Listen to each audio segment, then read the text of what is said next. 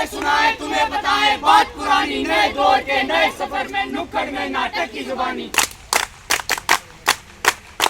नाटक में अग्रेशन है, देशभक्ति का पैशन है। नाटक में अग्रेशन है, देशभक्ति का पैशन है। ये स्ट्रीट प्ले का फैशन है, ये स्ट्रीट प्ले का फैशन है। आओ सबसे भेंट करें, इस दुनिया को वाइब्रेट करें। आओ सबसे भेंट करें, इस दुनिया को वाइब्रेट करें। आजादी के किस्सों को हम करते रिपीट, आजादी के किस्सों को हम करते रिपीट। जहाँ रहोगे वही मिलेंगे। We are on the street भैया, we are on the street, we are on the street भैया, we are on the street, we are on the street भैया, we are on the street, we are on the street भैया, we are on the street. Hey, you, अंग्रेज सिंह, हमारे पास तुम्हारा arrest warrant है। हम तुमको arrest करने आया है। किधर अरेस्ट वारंट है? तुमने ठगी सरकार के खिलाफ साजिश की है। अरेस्ट की साजिश।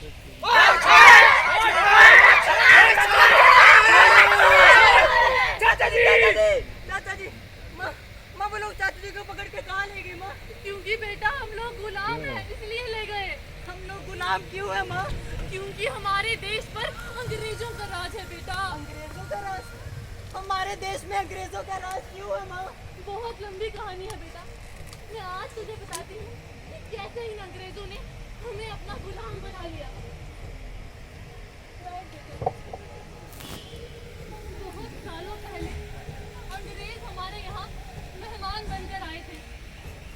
उन्होंने मुगल बादशाह जहांगीर की मदद से व्यापार करने की इजाजत दी और उन्होंने मेहमान बनकर आए थे तो हमारे यहाँ मुगल बादशाह जहांगीर से व्यापार करने की इजाजत ली। वक्त बीतने के साथ साथ अंग्रेजों ने अपनी ईस्ट इंडिया कंपनी की मदद से मुनाफा तो कमाया ही और हिंदुस्तान के तमाम राजाओं, नवाबों और वजीरों को अपना दोस्त बना लिया। लेकिन औरंगजेब की मौत के बाद जब मुगल सल्तनत बिखरने लगी तब अंग्रेजों ने अपना असली रंग दिखाना शुरू कर दिया।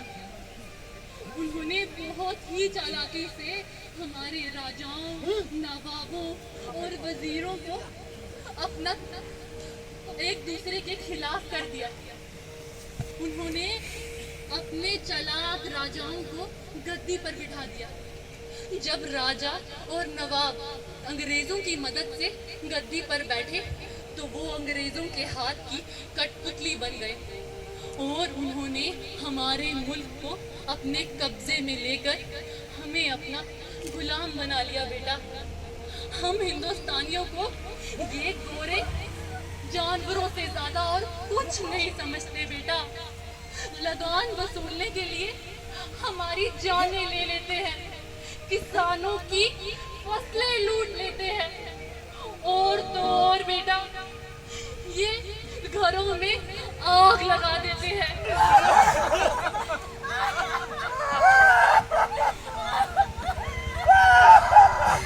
बेटा 200 सालों से इन कुछ लाख अंग्रेजों ने हम करोड़ों हिंदुस्तानियों को यूं ही दबा कर रखा है बेटा। माँ, हाँ बेटा। लाख तो करोड़ से कम होते हैं ना? हाँ बेटा, लाख करोड़ से कम होते हैं। तो फिर हम इन अंग्रेजों को यहाँ से भगा क्यों नहीं देते? माँ, तूने मुझे उठाया क्यों नहीं? मुझे प्रोफेसर से मिलने जाना है। ठीक है बेटा।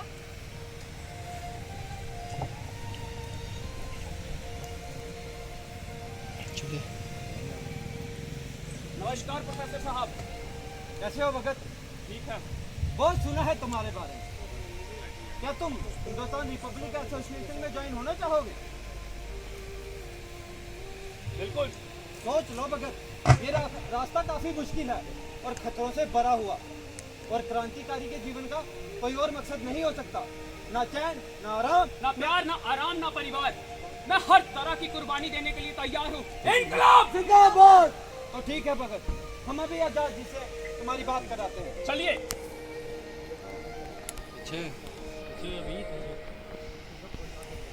वंदे मातरम। वंदे मातरम। आजाद साहब, ये भगत सिंह है और पंजाब से आया है आपसे मिलने के लिए। तो तुम आए हो पंजाब से। जी, आजादी की जंग में हम आपका साथ देना चाहते हैं। ये तुम लोग भी कुछ ऐसा ही चाहते हैं? बिल्कुल। हमारे ही दल में क्यों आना चाहते हो? हमारे रास्ते अलग हैं, खतरों से भरे हुए हैं। देश में कुछ ऐसे लोग भी हैं जो बातचीत के जरिए आजादी चाहते हैं। उनके साथ क्यों नहीं चले जाते? बातों से तुरंत और तेजी से आजादी नहीं मिलती। आजादी मिलती है तो इनकलाब से मिलती है, और इनकलाब के लिए नारे की जरूरत है, खून की जरूरत है, कुर्बानियों की जरूरत है। बंद कोठरियों में ऐसी बातें करना बहुत आसान है भगत, पर जब हफ्तों बर्फ की सील पर नंगे बदन लटाया जाएगा ना, और जब हफ्तों भूखा रखा जाएगा, और जिस्म के एक ही हिस्से पर लाखों कोड़े बरसाए जाएंगे ना, तो सारा का सारा जोश धरा का धरा रह जाएगा। मत भूलो, हम ऐसी जंग लड़ रहे हैं जिसमें कल हम जिंदा रहे या ना रहे हमें पता नहीं। हम ऐसी जंग लड़ रहे हैं जिस जंग की जीत का मतलब है मौत, हमारी मौत। वो मौत भी गुलामी की जिंदगी से काफी अच्छी होगी। आजाद जी, आजाद जी, बचपन में मैंने अपनी माँ से पूछा था कि माँ, हम करोड़ हिंदुस्तानी इन लाख अंग्रेजों को यहाँ से भगा क्यों नहीं देते? उस वक्त मेरी माँ के पास कोई जवाब नहीं था, लेकिन आज मुझे इसका जवाब मिल चुका है। हमारी ताकत बटी हुई है। पंजाब का नौजवान पंजाब में, आप यहाँ बिहार, महाराष्ट्र, बंगाल, सब अलग अलग कोशिशें कर रहे हैं, और सबकी सब बेकार हैं। आजाद जी, अगर हम एक होकर एक हो जाएं, तो इस अंग्रेजी हुकूमत को जड़ से उखाड़ सकते हैं। और रहा सवाल मेरा, आपको लगता है कि मैं वो बंदा नहीं बन सकता जो करतार सिंह सराबा? मेरा जिस्म मेरे इरादों का साथ नहीं देगा, तो मैं इस पवित्र अग्नि की कसम खा के कहता हूँ। तुम्हें कसम उठाने की कोई जरूरत नहीं है भगत सिंह। मुझे तुम पर पूरा विश्वास है, और तुम्हारे साथियों पर भी पूरा विश्वास है। तुम एक सच्चे क्रांतिकारी हो, और आजादी की जद्दोजहद में मुझे तुम सब लोगों के सहयोग की बहुत जरूरत है। हम क्या कर रहे हैं, क्यों कर रहे हैं, किसके लिए कर रहे हैं, हमारे इरादे क्या हैं, ये अवाम को बिल्कुल नहीं पता है। उन्हें वही पता है जो अंग्रेजी हुकूमत ने उन्हें बताया है, जो बड़े बड़े लीडरों ने उन्हें बताया है। हमें कुछ करना होगा, हमें अवाम के साथ जुड़ना होगा। तो ठीक है, हम भी कुछ ऐसा करेंगे जिससे सारा का सारा देश हिल जाएगा। हम धमाका करेंगे, हम बम फोड़ेंगे। ये धमाका उन लोगों के लिए चेतावनी होगा कि अब हम लोग चुप नहीं रहेंगे।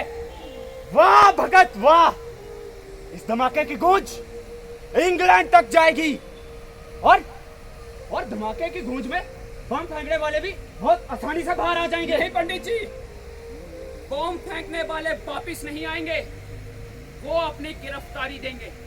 ये लोग हमें गैर जिम्मेदार समझते हैं। गिरफ्तारी देकर हम उन्हें बता देंगे कि हम जो भी कर रहे हैं सोच समझ कर रहे हैं, जिम्मेदारी के साथ कर रहे हैं। और इस एक्शन से हम आवाम की नजरों में आ जाएंगे, और वो हमें जानने लगेंगे, और कोर्ट में हमारे खिलाफ रिपोर्ट दर्ज की जाएगी। अखबारों को मजबूर होकर हमारे इतिहास लिखना पड़ेगा। जिस प्लेटफॉर्म की हमें जरूरत है, ये सरकार हमें खुद बना कर देगी। और इतना ही नहीं, उन्हीं के दर में खड़े रहकर हम आवाम का विश्वास जीतेंगे।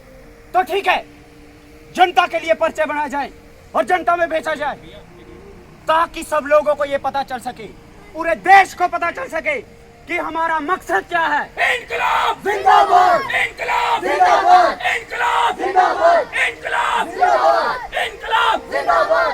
आजादी हमारा मकसद नहीं है। तो फिर क्या है भगत? सिर्फ आजादी हमारा मकसद नहीं है। क्या है आजादी? एक हुकूमत जो अंग्रेजों के हाथों से निकालकर कुछ ताकतवर हिंदुस्तानियों को दे दी जाए।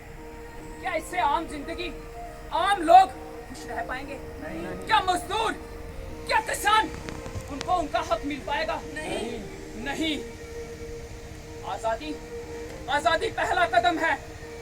मकसद वतन बनाना, एक ऐसा वतन बनाना जहां कोई भेदभाव ना हो, जहां सब बराबर हो। इसलिए हिंदुस्तान रिपब्लिकन एसोसिएशन को बदलकर हिंदुस्तान सोशलिस्ट रिपब्लिकन एसोसिएशन बनाना है। आजाद जी का संदेश आया था कि इस मीटिंग में जो भी फैसला होगा वो हमारे साथ है। तो क्या तुम लोग हमारे साथ हो? तो ठीक है, आज से ब्रिटिश सरकार के खिलाफ जंग का ऐलान। इनकलाब जिंदाबाद! इनकलाब जिंदाबाद! इनकलाब जिंदाबाद! इनकलाब जिंदाबाद! इनकलाब जिंदाबाद! इनकलाब जिंदाबाद! हाँ तो मिस्टर घोष, क्या इन लोगों ने गैर कानूनी तौर पर बम बनाने की फैक्ट्री लगाई थी? जी हाँ। जज साहब, इसे बम बनाना नहीं आता। क्या कहा तुमने? मुझे बम बनाना नहीं आता। अगर तुम्हें बम बनाना आता है तो बताओ, बम बनाने में किन चीजों का इस्तेमाल होता है? हाँ तो इसमें कौन सी बड़ी बात है? लो अभी बता देता हूँ। बोलो। Gunpowder, gauze wire, carbolic acid, red phosphorus, ammonium nitrate, ammonium carbonate, nitric acid, sulphuric acid. अभी आपको शक तो नहीं कि मुझे बम बनाना आता है या नहीं? दादा, कुछ रह तो नहीं गया? नहीं। You are absolutely right. I am proud of you, Mr. Ghosh. तो मिल गया सबूत या कुछ और भी पूछना चाहते हैं आप? नहीं नहीं, बहुत पूछ लिया। योर ऑनर, हमें कुछ नहीं पूछना। बम बनाने में हमें बड़ी सारी मुश्किलों का सामना करना पड़ा था, लेकिन कल अखबार के जरिए देश का बच्चा बच्चा जान जाएगा कि बम कैसे बनाया जाता है। Thank you. अब तुम जा सकते हो। हाँ तो योर ऑनर, अब मैं अपने अगले गवाह रेशमेट दत्त को गठेर में बुलाना चाहूँ। सच सच बताओ, क्या तुम भी इनके साथ उस प्लान में शामिल थे? मेरा बयान बिल्कुल सच्चा है जज साहब। स्कॉट को मारने का प्लान भगत सिंह, सुखदेव और राजगुरु हम सब ने मिलके बनाया था। गद्दार! थोड़ी सी मार पड़ने पर सब कुछ उगल दिया और अपने आप को क्रांतिकारी कहते हो? कायर कहीं के! मुझे माफ कर दो मेरे दोस्त, मुझे माफ कर दो। Court is adjourned for the day. अरे जज साहब, आज ही फैसला क्यों नहीं सुना देते जो आपकी सरकार ने लिख के दिया है? इनकलाब जिंदाबाद! इनकलाब जिंदाबाद! इनकलाब जिंदाबाद! इनकलाब जिंदाबाद! इनकलाब जिंदाबाद! इनकलाब जिंदाबाद! इनकलाब। जिंदाबाद! राजगुरु, दफा 121 और दफा 302 के तहत सजा फांसी। सुखदेव, दफा 121 और दफा 302 के तहत सजा फांसी। भगत सिंह, दफा 121 और दफा 302 के तहत फांसी। ओ खुशकिताय! भगत सिंह, तुम्हारे पास अभी भी वक्त है। अगर तुम हमारा साथ देते हो तो मैं अपनी सरकार से सिफारिश करके तुम्हारी फांसी माफ करवा सकता हूँ। इसे देख रहे हैं आप, ये कोई मामूली मिट्टी नहीं है, ये जलियांवाले बाग की मिट्टी है, जिसमें मेरे देशवासियों का लहू है। इसको मैं हमेशा अपने पास रखता हूं ताकि ये मेरे सपने, मेरे इरादे, मेरे मंसूबों की याद दिलाती रहे, जिसका नाम है आजादी। बहता खून शहीदों का, तकदीरें पलटी कौमों की। जब मैं 3 साल का था, मेरे चाचा जी शहीद हो गए। मेरे गुरुजी ने अपनी जान की बाजी लगा दी। मैं महज 8 साल का था। जो बच्चा कुर्बानियों में पला बड़ा हो, और तुम सोच भी कैसे सकते हो वो तुम्हारी सरकार को माफीनामा लिख के देगा? दिल से निकलेगी न मरकर भी वतन की उल्फत, मेरी मिट्टी से खुशबुए वतन आएगी। सरफरोशी की तमन्ना अब हमारे दिल में है, देखना है जोर कितना बाजुए का दिल में है। बताने से बता देंगे तुझे आसमां, अभी से हम क्या बताएं क्या हमारे दिल में है। इनकलाब जिंदाबाद! इनकलाब जिंदाबाद! इनकलाब जिंदाबाद! इनकलाब जिंदाबाद!